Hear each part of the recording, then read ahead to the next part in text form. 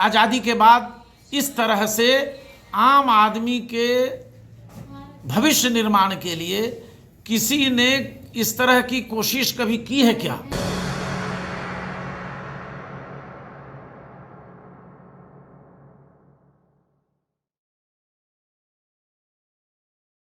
आप पहले ये समझ लें कि जो आम जनता इतने रोज से इतने वर्षों से त्रस्त है, प्रताड़ित है, उसी आम जनता को बताने जगाने के लिए प्रशांत किशोर जी पद यात्रा कर रहे हैं। प्रशांत किशोर जी के पहले आप पत्रकारिता में हैं, आप बताएं आज़ादी के बाद इस तरह से आम आदमी के भविष्य निर्माण के लिए किसी ने इस तरह की कोशिश कभी की है क्या? जनता इतने दिनों से इतना धोखा पाई है, तो क्या आप पे भरोसा करेगा? आपके पार्टी पर भरोसा करेगा? करना चाहिए, इसलिए करना चाहिए कि अभी तक हमारे बिहार की जनता जात पात धर्म मजहब के चक्कर में पड़ी हुई है। कोई जात के नाम पर वोट दे रहा है, कोई धर्म के नाम पर वोट दे रहा है, कोई लालू जी के डर से वोट दे रहा है, तो कोई भारतीय जनता पार्टी के डर से लालू जी को वोट दे रहा है।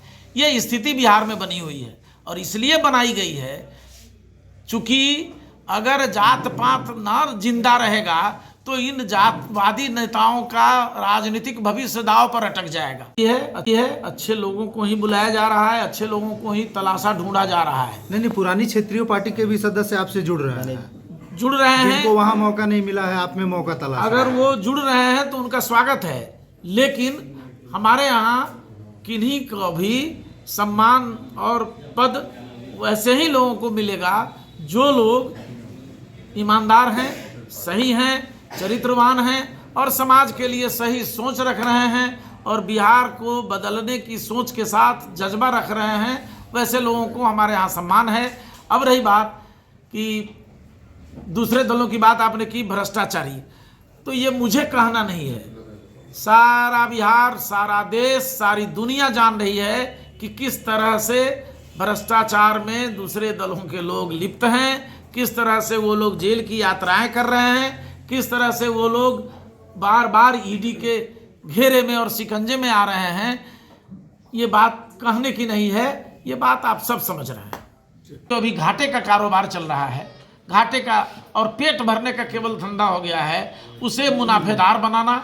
और तीसरी जो सबसे बड़ी बात है, हर पंचायत के 1000-1500 नौजवान बेरोजगारों को रोजगार का अवसर प्रदान करना।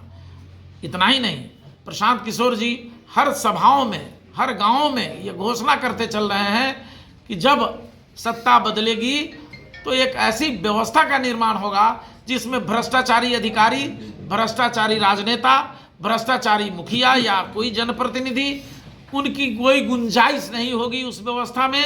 और बड़े पैमाने पर जितने भी लोग, करीब 2.5 करोड़ हमारे बिहारी बाहर में मजदूरी कर रहे हैं, मुंबई में, दिल्ली में, देश के दूसरे हिस्सों में 2.5 करोड़ बिहारी मजदूरी कर रहे हैं, उन्हें बुलाया जाएगा वापस और बिहार में उनके लिए रोजगार का मौका दिया जाएगा।